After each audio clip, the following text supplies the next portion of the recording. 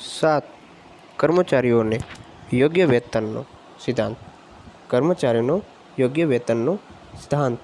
કર્મચારીઓ જે સેવા આપે છે તેના બદલામાં તેમનું જે વળતર મળે છે તે વેતન કહેવામાં આવે છે. જે કર્મચારીઓ જે સેવા આપે છે એના બદલામાં તેને જે વળતર મળે છે તેમને આપણે વેતન કહેવામાં આવે છે, પગાર કહેવામાં આવે છે. આ સિદ્ધાંત મુજબ પેઢીઓના કર્મચારીઓનું ચૂકવવામાં આવતું વેતન ન્યાયી હોવું જોઈએ. નિયમ અનુસાર વેતનની ચૂકવણી એ માલિક અને કર્મચારી વચ્ચેનો સંબંધ સુદૃઢ બનાવે છે. એકદમ મજબૂત બનાવે છે. એકમમાં બધા જ કર્મચારીઓ એક સરખી કાર્યક્ષમતાથી કાર્ય કરતા હોતા નથી. એકમમાં કેટલાક કાર્યક્ષમ કર્મચારીઓ પણ હોતા હોય છે જેઓ નિશ્ચિત કરતાં વધારે ઉત્પાદન અને કામ આપતા હોય છે. તેઓ તેમની કાર્યક્ષમતાનો બદલો મેળવવા જરૂરી છે. આમ કરવાથી મજૂરનો ફેરબદલી દર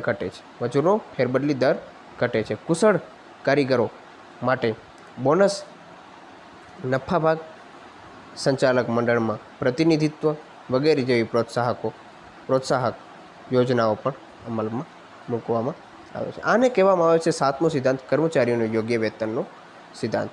હવે આપણે 8મો જોઈએ તો કેન્દ્રીકરણનો સિદ્ધાંત. કેન્દ્રીકરણના સિદ્ધાંતમાં જોકે વ્યવસ્થા તંત્રમાં માળખાને સફળ બનાવવા માટે કેટલાક અંશે સત્તાને કેન્દ્રીકરણ કે વિકેન્દ્રીકરણ થવું જોઈએ. કેન્દ્રીકરણ અથવા તો વિકેન્દ્રીકરણ થવું ખૂબ જ જરૂરી બની રહે છે. તેની સ્પષ્ટતા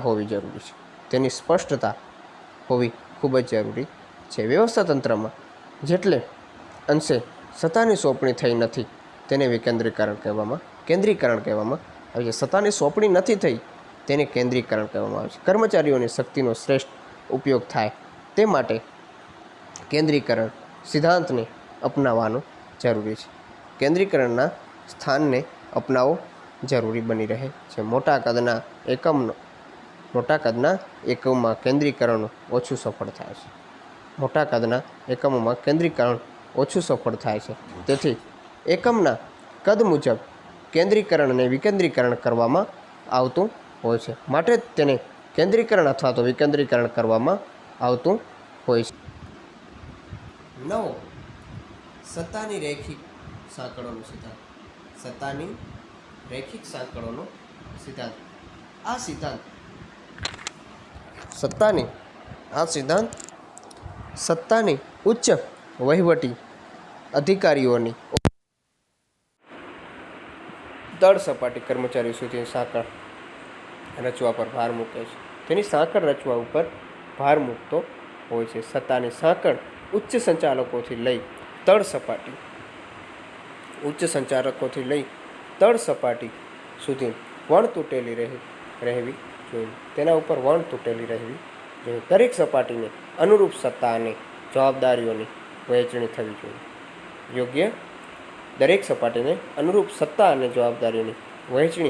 થવી જોઈએ. એકમમાં કામ કરતા કર્મચારીઓનો ખ્યાલ હોવો જોઈએ કે તે કોને જવાબદાર છે અને તેને કોણ જવાબદાર છે. તેને લીધે એક રૈખિક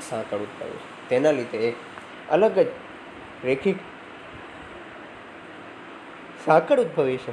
જે ઉચ્ચ સપાટીથી નીચેની સપાટી તરફ જાય છે અને તળ સપાટીથી ઉચ્ચ સપાટી તરફ માહિતી પ્રેષણ થાય છે. 10મો સિદ્ધાંત વ્યવસ્થાનું સિદ્ધાંત. શેનો તો કે વ્યવસ્થાનું સિદ્ધાંત. આ સિદ્ધાંત બે વસ્તુ પર ભાર મૂકતો હોય છે: માલ સામાનની વ્યવસ્થા અને સામાજિક વ્યવસ્થા.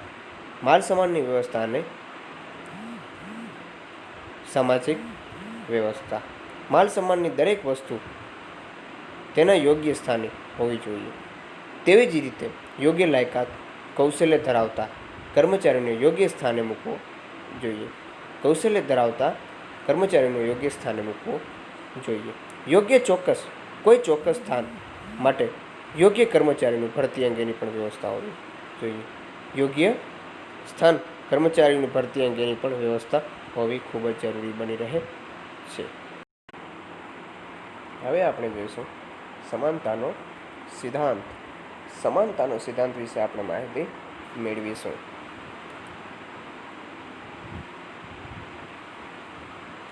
કર્મચારીઓ એ સંચાલન વ્યવસ્થાનો એક ભાગ છે. કર્મચારીઓ જીવંત વ્યક્તિ છે. કર્મચારી હંમેશા જીવંત વ્યક્તિ હોય છે. માનવ જ કર્મચારીઓ હોય છે. તેથી તેમની પાસે કામ લેવા માટે વ્યવહારિક અભિગમ અપનાવવો પડે, માટે વ્યવહાર સારો રાખવો પડે છે. તેમનું કારણ કે જીવંત વ્યક્તિ છે, તેને બધી વસ્તુનો ખબર પડતો હોય, એટલા માટે અધિકારીઓએ કર્મચારીઓ પાસે કામ લેતી વખતે ન્યાયપૂર્ણ અને સમાનતાથી વર્તવું જોઈએ.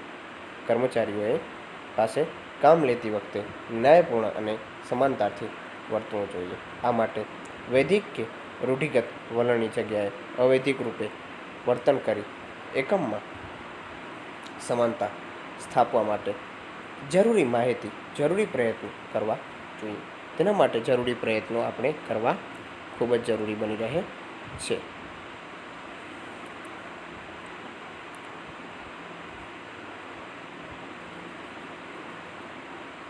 એકમના સમાનતા સ્થાપવા માટે જરૂરી પ્રયત્નો કરવા જોઈએ. કર્મચારીનું સંચાલકો પ્રત્યેનું વર્તન એ વફાદારી, વલણ, સમાનતા અને ન્યાય પર આધારિત છે. હંમેશા તેમનું વર્તન ન્યાય ઉપર, વફાદારી, વલણ, સમાનતા અને ન્યાય પર આધારિત હોય છે. હવે 12મો આપણે જોઈએ છીએ સંચાલનના સિદ્ધાંતો. તો કે 12મો સ્થિર કર્મચારીગણનો સિદ્ધાંત. સ્થિર કર્મચારીગણનો સિદ્ધાંત. કાયમી અને સ્થિર કર્મચારીગણ એ ધંધાકીય એકમની મૂડી છે. કાયમી અને સ્થિર કર્મચારીગણ એ ધંધાકીય એકમની મૂડી છે. કોઈ એક એકમમાં લાંબો સમય ટકી રહેવાની કર્મચારીનો વિકાસ થાય છે. કોઈ એક એકમમાં લાંબો સમય ટકી રહેવાથી કર્મચારીનો શું થાય છે? વિકાસ થાય છે. અને ધંધાકીય એકમને ધ્યેય સિદ્ધિ માટે કર્મચારીની સ્થિરતા ખૂબ જ મહત્ત્વનો ફાળો આપે છે. માટે કર્મચારીની સ્થિરતા ખૂબ જ મહત્ત્વનો ફાળો આપે છે. લાંબા સમય સુધી કર્મચારી જે તે એકમમાં રહેવાથી અધ્યયન વક્રની અસરને પરિણામે ઉત્પાદકતા વધે છે, તેમજ મજૂરી ફેરબદલી દર ઘટે છે. મજૂરનો જે ફેરબદલી દર હોય છે તેમાં શું થાય છે? ઘટાડો થતો હોય છે. કાયમી કર્મચારીઓ માટે બઢતી, તાલીમ વગેરે વ્યવસ્થા કરવી જોઈએ. આ બધી વ્યવસ્થાઓ સ્થિર કર્મચારીગણનો સિદ્ધાંતમાં સમાવેશ કરવામાં આવે છે. હવે જોઈશું આપણે 13 પહેલ વૃત્તિનો સિદ્ધાંત. પહેલ વૃત્તિનો સિદ્ધાંત વિશે માહિતી મેળવી તો કે સંચાલકોમાં જેમ ઉદ્યોગ સાહસિકતા જરૂરી છે તેમ કર્મચારીમાં પહેલ વૃત્તિ હોવી જરૂરી છે. પહેલ વૃત્તિ તેમાં હોવી ખૂબ જ જરૂરી બની રહે છે. સંચાલકોએ એવું ધંધાકીય વાતાવરણ પૂરું પાડવું જોઈએ કે જેમાં કર્મચારીઓની પહેલ વૃત્તિને પ્રોત્સાહન મળે. પહેલ વૃત્તિથી કર્મચારીઓમાં સ્વતંત્ર રીતે કાર્ય કરવાની શક્તિનો વિકાસ થાય. સ્વતંત્ર રીતે જે કાર્ય કરવાની શક્તિનો શું થાય? વિકાસ થાય. તેમની નેતૃત્વ શક્તિ પણ ખીલે છે. આ માટે તેની નેતૃત્વ શક્તિ હોય છે તેમાં શું હોય છે? ખીલન થાય છે. હવે આપણે જોશું કે જૂથ ભાવનાનો સિદ્ધાંત. જૂથ ભાવનાનો સિદ્ધાંત એટલે કે ધંધાકીય એકમની સફળતાનો આધાર સંચાલકો અને કર્મચારીઓ પરસ્પર સંબંધ પર રહેલો છે. સફળતાનો આધાર સંચાલક અને કર્મચારીઓ ઉપર મહત્ત્વનો રહેલો હોય છે. તેથી બંને વર્ગમાં સંવાદિતતા ભર્યા સંબંધો હોવા જોઈએ. સંવાદિતતા સંબંધો, સારા એવા સંબંધો હોવા ખૂબ જ જરૂરી બની રહે છે. સંચાલકોએ કર્મચારીઓ વચ્ચે જૂથ ભાવના પેદા કરવી. જૂથ એક જૂથ, એક સંપ પેદા કરવી ખૂબ જ જરૂરી બને છે. જો તમામ કર્મચારીઓ જૂથ બનીને કાર્ય કરશે તો એકમનું ધ્યેય સિદ્ધિનું કાર્ય એકદમ સરળ બનશે. જો જૂથ થઈને કાર્ય કરશે, એકબીજા સાથે રહી અને જો કાર્ય કરશે તો કર્મચારીઓ જૂથ બનીને કાર્ય કરશે તો એકમની ધ્યેય સિદ્ધિનું કાર્ય સરળ બની રહે. હેનરી ફ્યોલ ઉપરના સિદ્ધાંતો દર્શાવતી વખતે કહ્યું છે કે હેનરી ફ્યોલ જે 14 સિદ્ધાંતો જણાવ્યા એ જણાવતી વખતે કહ્યું હતું કે સંચાલનના સિદ્ધાંતની ઉપરયુક્ત યાદી એ અંતિમ યાદી નથી. ઉપરયુક્તની યાદી છે તે અંતિમ યાદી નથી. સંચાલકોએ પોતાના અનુભવો સંશોધન અને જ્ઞાનની આધારે તેમાં નવા સિદ્ધાંતોનો ઉમેરો કરી શકાય છે. આમાં નવા સિદ્ધાંતોને શું ઉમેરી શકાય છે. જે આ 14નું વર્ગીકરણ કર્યું હેનરી ફ્યોલે માહિતી આપી 14 સિદ્ધાંતોની, પરંતુ એ એમ કહે છે કે આ 14 સિદ્ધાંત પૂરતા નથી, પરંતુ એમાં નવા સિદ્ધાંતોનો ઉમેરી કરી શકાય છે. આ સિદ્ધાંતોની ધંધાકીય, આર્થિક, રાજકીય અને સામાજિક એમ તમામ પ્રવૃત્તિઓમાં સરખી રીતે લાગુ પાડી શકાય છે. આમ તમામ પ્રવૃત્તિઓ સરખી રીતે એક જૂથ તરીકે તેને સાબિત પાડી શકાય છે. પીટર એફ ડ્રકરનું સંચાલન ક્ષેત્રે પ્રદાન. જે પીટર એફ ડ્રકરનું સંચાલન ક્ષેત્રે સિદ્ધાંત પ્રદાન. પીટર એફ ડ્રકર 1909 થી 2005 ખૂબ જ પ્રખ્યાત સંચાલન શાસ્ત્રી તરીકે પ્રખ્યાત પ્રાપ્ત લેખક, ચિંતક અને કેળવણીકાર હતા. આ લેખક, ચિંતક અને કેળવણીકાર હતા. કોણ? તો કે Peter F Drucker. Peter F Drucker શું હતા? તો કે સંચાલન શાસ્ત્રી તરીકે ખ્યાતિ પ્રાપ્ત લેખક, ચિંતક અને કેળવણીકાર હતા. વૈશ્વિકરણને કારણે સમગ્ર વિશ્વની ધંધાકીય વ્યવસ્થાઓમાં પરિવર્તન આવ્યું. શેના કારણે? તો કે વૈશ્વિકરણને કારણે, જેને કારણે સંચાલનની નવી પદ્ધતિઓ વિકસાવવાની આવશ્યકતાઓ ઊભી થઈ. માટે તેની નવી પદ્ધતિઓ વિકસાવવાની આવશ્યક ઊભી થઈ. પીટર એફ ડ્રકરે માનવ સંપત્તિને ધંધાકીય એકમમાં વિશેષ મહત્ત્વ આપવા માટે ખાસ હિમાયત કરી છે. પીટર એફ ડ્રકરના મુખ્ય પ્રદાનમાં ધ્યેયલક્ષી સંચાલન અને સ્વનિયમનો સિદ્ધાંત મુખ્ય છે. ડ્રકરના મુખ્ય પ્રદાનમાં શું જરૂરી છે? તો કે ધ્યેયલક્ષી સંચાલન અને સ્વનિયમનનો સિદ્ધાંત મુખ્ય છે. ધ્યેયલક્ષી સંચાલન વિશે તેઓ જણાવે છે કે હેતુ સિદ્ધ માટે કર્મચારીઓ અને સંચાલકોનું ધ્યેયમાં એકસૂત્રતા હોવી જરૂરી છે. એકસૂત્રતા હોવી ખૂબ જ જરૂરી બની રહે છે. જુદા જુદા ધંધાકીય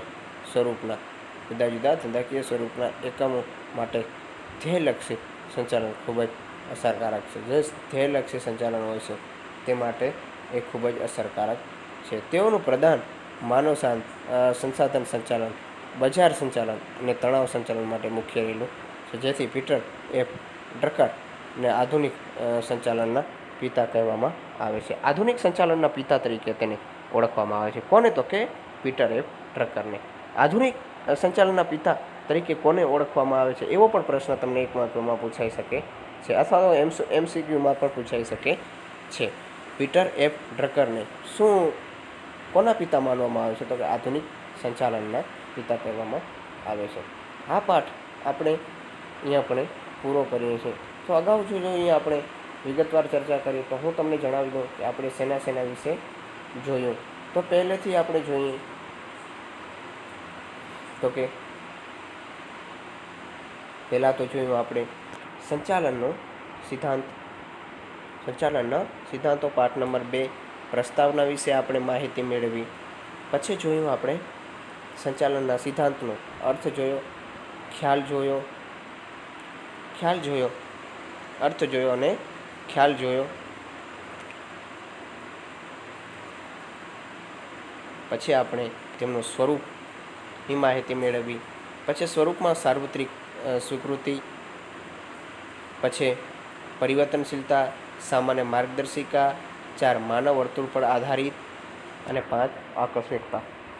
હવે તેમનું આપણે મહત્ત્વ વિશે જાણકારી મેળવીએ તો કે 1 સંચાલકીય કાર્યક્ષમતાનો વધારો જોયો. મહત્ત્વમાં મુદ્દાઓ છે જે મોસ્ટ આઈએમપી છે, જે પૂછાઈ શકે છે. 2 સંસાધનોનો ઇષ્ટતમ ઉપયોગ અને અસરકારક વહીવટ વિશે માહિતી મેળવી. 3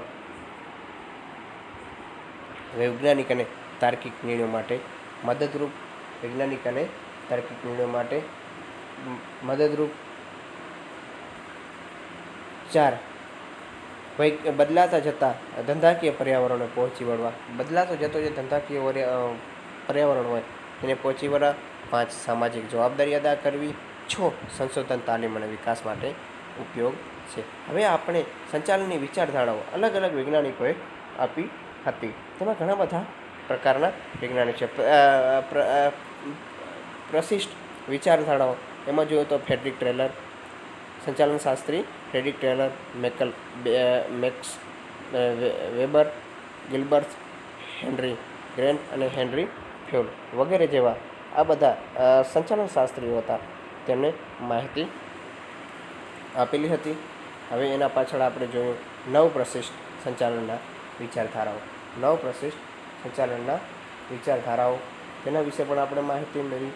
પછી વર્તન સંબંધિત વિચારધારા, વર્તન સંબંધિત વિચારધારણાઓ વિશે માહિતી આપણે મેળવી. પછી આધુનિક વિચારધારણાઓ, આધુનિક વિચારધારણાઓ વિશે પણ આપણે ખૂબ જ ચર્ચા કરી. પછી ફ્રેડરિક ટેલરનો વૈજ્ઞાનિક સંચાલનનો સિદ્ધાંત, એ ફ્રેડરિક ટેલર હતો એમનો વૈજ્ઞાનિક સંચાલનના સિદ્ધાંત વિશે આપણે ખૂબ જ માહિતી મેળવી હતી. પછી જોયું તો અર્થ વ્યાખ્યા, અર્થ અને વ્યાખ્યા, વૈજ્ઞાનિક સંચાલનનો સિદ્ધાંત, વૈજ્ઞાનિક સંચાલનના સિદ્ધાંત વિશે માહિતી આપણે મેળવી. પછી જોયું વૈજ્ઞાનિક પદ્ધતિ, વૈજ્ઞાનિક પદ્ધતિઓ વિશે માહિતી, વૈજ્ઞાનિક સંચાલનના સિદ્ધાંતોમાં વૈજ્ઞાનિક પદ્ધતિ. 2 આયોજન અને અમલીકરણ. 3 કાર્ય વિશ્લેષણ. 4 પ્રમાણીકરણ. 5 વૈજ્ઞાનિક પસંદગી અને તાલીમ. 6 નાણાકીય ઉત્તેજન, નાણાકીય ઉત્તેજન વિશે માહિતી આપી. 7 કરકસર. 8 માનસિક ક્રાંતિ અને વૈજ્ઞાનિક સંચાલનના સિદ્ધાંતોની પ્રયુક્તિઓ. હવે એમાં પ્રયુક્તિઓમાં સમય નિરીક્ષણ, ગતિ નિરીક્ષણ અને ભિન્ન વેતન દરની પદ્ધતિ. આ 3 મોસ્ટ આઈએમપી છે જે પૂછાઈ શકે છે, આપણને પૂછાઈ શકે છે. હવે હેનરી ફ્યોલની સંચાલનના સિદ્ધાંતોમાં આપણે 6 સંચાલનના સિદ્ધાંતો વિશે માહિતી આપી અને તેને પુસ્તક પોતાનું લખ્યું હતું 1916માં, ઔદ્યોગિક અને સામાન્ય સંચાલન પોતાનું પુસ્તક હતું. એમાં 6 ભાગમાં તેને વહેંચવામાં આવે છે. 1 ટેકનિકલ પ્રવૃત્તિમાં, 2 વાણિજ્ય પ્રવૃત્તિમાં, 3 નાણાકીય પ્રવૃત્તિમાં, 4 સંરક્ષણ પ્રવૃત્તિમાં, 5 હિસાબી પ્રવૃત્તિમાં અને 6 સંચાલકીય પ્રવૃત્તિમાં. હવે મહત્ત્વનું હેનરી ફ્યોલના 14 સિદ્ધાંતો. 14 સિદ્ધાંતો, મહત્ત્વના સિદ્ધાંતો રજૂ કર્યા. એમાં 14 સિદ્ધાંતો, એક વાર હું રિપીટ બોલી જાઉં છું ફરીથી, મિત્રો ખાલી સાંભળજો, આ રિવિઝન છે. 1 શ્રમ વિભાજનનો સિદ્ધાંત, શ્રમ વિભાજનનો સિદ્ધાંત. 2 સત્તા અને જવાબદારીનો સિદ્ધાંત. 3 શિસ્તનો સિદ્ધાંત. 4 હુકમની એકવાક્યતાનો સિદ્ધાંત. 5 દોરવણીની એકવાક્યતાનો સિદ્ધાંત. 6 સામાન્ય હિતને વધુ અને વ્યક્તિગત હિતને ગૌણ સ્થાન. 7 કર્મચારીઓની યોગ્ય વેતનનો સિદ્ધાંત. 8 કેન્દ્રીકરણનો સિદ્ધાંત. 9 સત્તાની રૈખિક સાંકળનો સિદ્ધાંત. 10 વ્યવસ્થાનો સિદ્ધાંત. 11 સમાનતાનો સિદ્ધાંત અને 12 સ્થિર કર્મચારી ગણનો સિદ્ધાંત. 13 પહેલ વૃત્તિનો સિદ્ધાંત અને 14 જૂથ ભાવનાનો સિદ્ધાંત. આ બધા હેનરી ફ્યોલના 14 સિદ્ધાંતોની યાદી આપેલી છે. હવે પીટર એ પ્રકારનું સંચાલનનું ક્ષેત્રે પ્રદાન, એનું એક તે કોના પિતા તરીકે ઓળખવામાં આવે છે? તો કે આધુનિક સંચાલનના પિતા તરીકે ઓળખવામાં આવે છે. હવે બેટા પહેલો પ્રશ્ન લખવાનો છે તમારે. પહેલો પ્રશ્ન MCQ લખવાનું છે. બીજો પ્રશ્ન કમ્પલસરી છે. એક વાક્યનો જવાબ આપો. પછી ટૂંકમાં હું તમને ટીક કરાવું છું.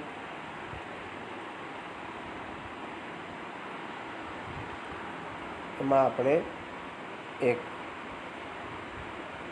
વૈજ્ઞાનિક સંચાલન એટલે શું, બે સમાનતાનો સિદ્ધાંત શું છે, બીજું સંચાલક સિદ્ધાંત પરિવર્તનશીલ છે, પછી 6 ભાગમાં વહેંચવામાં આવ્યું છે એ નથી કરવાનું, પછી 5 રૂલ્સ ઓફ થમ્સ, હુકમનો એકવાક્યતાનો સિદ્ધાંત જણાવો, 6 એ પણ કરવાનું છે. હવે આપણે આવી જઈએ મુદ્દાસર જવાબ આપો ચોથામાં. એમાં તમારે એક વિધાન સમજાવો તમે. એમાં આપણે આધુનિક વિચારધારા વિશે ટૂંક નોટ લખો. પછી સંચાલન ત્રીજો, સંચાલનના સિદ્ધાંતો એ માનવ વર્તણૂક પર આધારિત વિધાન છે, સમજાવો. બરાબર છે. પછી 5મું, પીટર એફ ડ્રકરનું સંચાલન ક્ષેત્રે શું પ્રદાન છે, શું મહત્ત્વ છે, તેના વિશે માહિતી મેળવવાની છે. હવે આપણે આવ્યું છે 5મું, વિસ્તારપૂર્વક જવાબ આપો. એમાં છે પ્રશિષ્ટ, પહેલાંને મૂકીને 3 લખવાના છે, બીજો, ત્રીજો અને ચોથો. મેં તમને કીધું હતું કે હેનરી ફ્યોલના સિદ્ધાંતો, સંચાલનના સિદ્ધાંતો સમજાવો. આપણને એ સંચાલનના સિદ્ધાંતો આપણને માહિતી મેળવવાની છે. આ રીતે આ પાઠને આપણે અહીંયા સમાપ્ત કરીએ છીએ. મિત્રો, વિદ્યાર્થીઓ, આ પાઠ એક વખત તમારે રિવિઝન કરવાનું છે, એક વખત તમારે વાંચવાનું છે અને સમજવાનું છે. જ્યાં પણ સમજ ન પડે ત્યાં તમે નોટબુકમાં લખતા આવો અને આપણે અહીંયા આવશું ત્યારે એને ફરીથી સમજશું. બાકી થોડુંક ધ્યાન દો, કાંઈ નથી, સાવ સરળ છે. ઓકે, જય શ્રી કૃષ્ણ.